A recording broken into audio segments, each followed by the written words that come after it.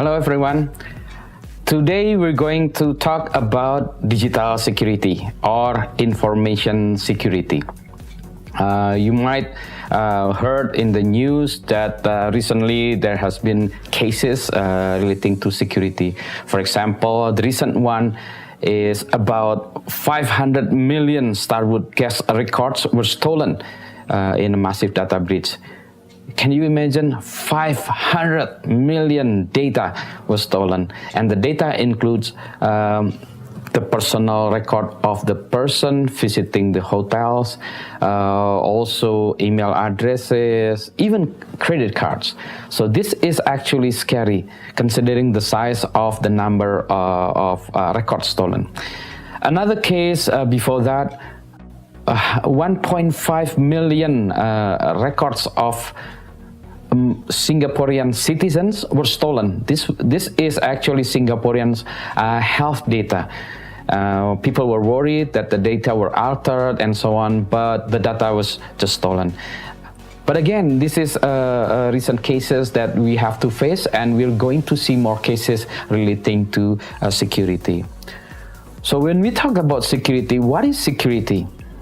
In theory, security actually consists of three things: confidentiality, integrity, and availability.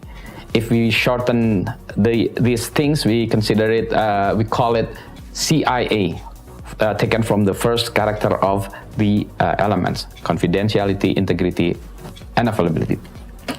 What is confidentiality? Well, confidentiality is the easiest thing to understand in terms of security. It is the secrecy of your data, your personal information, and things like that. People will worry that their data is taken by unauthorized user. So confidentiality is the thing that is most people think when we talk about security. The attack of confidentiality is easy. For example, you can talk to somebody and ask for their password, for example, and you wouldn't believe that people will tell you their password. Another thing what we call social engineering, where when people talk to other people to get their PIN numbers and credit card numbers, sometimes through telephones and sometimes even by talking. There are also cases when people looking from the shoulders of people taking money from the ATM. They're looking at their ATM PIN numbers and things like that.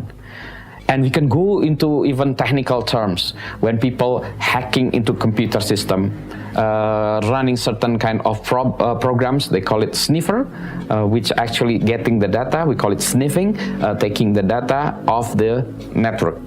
And when using this sniffer or this sniffing program, we can capture the data. For example, somebody was using their computer to access their internet banking, and by using the sniffing, we can get their transaction, their account number probably, and their PIN number. Or sometimes people just want to get their credential, the email addresses and the name, so they can create fake user IDs.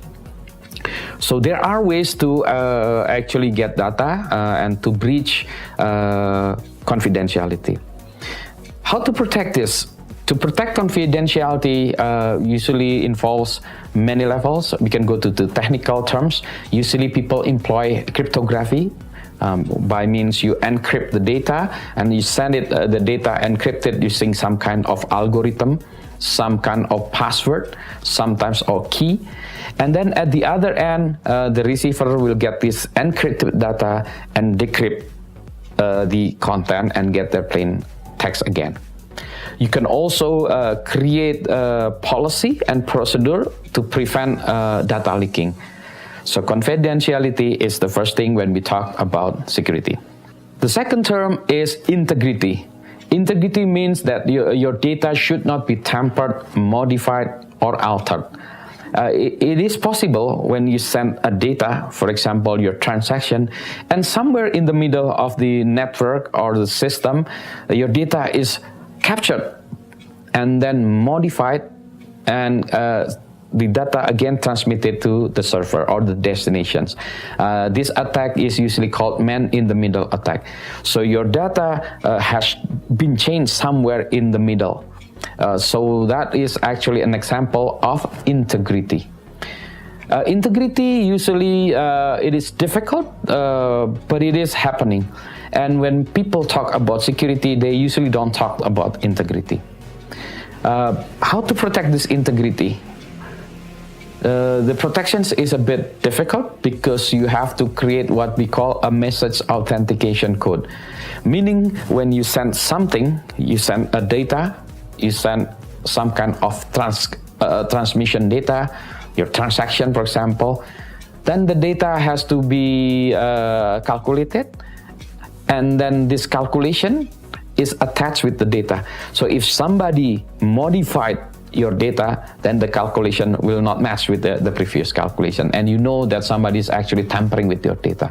So that's what we call integrity, the attack, and the solution.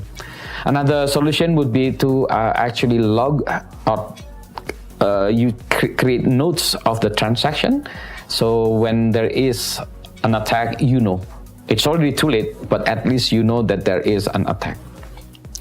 The third aspect of security is availability, meaning that your system or your data must be available when you need it. A long time ago, people don't think availability is part of security because the attacker actually does not steal data from you. The attacker does not modify the data, transmitted data, and so on. But the attacker actually creates problems, so your system is not available when you need it. A long time ago, there's no money involved in the system, so people don't really care if the system is down or not. But if you have a transaction system, for example, Amazon or eBay, if the system is down for 1 day, 2 days, 3 days, then everything is chaos. The same thing with your banking system, for example. Imagine if your ATM machines from your bank is not available for a month. I'm pretty sure you'll change your bank. So availability is very important in security because it creates problem, and there is actually a financial problem into this attack. Now, the attack of availability is by making the system busy. For example, you requesting a data over and over and over again, or you accessing the web over and over again. If you do it manually, then it's time consuming. But sometimes you can create a program, a robot, and this robot will access your web over and over and over and again, so that your system is very, very, very busy, so that the legitimate user cannot access the system because the system is busy handling these robots' access or attempts. So it is very difficult to handle availability. The way to handle availability is through redundancy. So you might want to have 2 different web servers, 2 different networks, and 2 different data centers and things like that. But it is expensive. So some people still consider availability is not part of the security, but it is part of the security. So if I want to recap again, security is 3 things. It's confidentiality, integrity, and availability.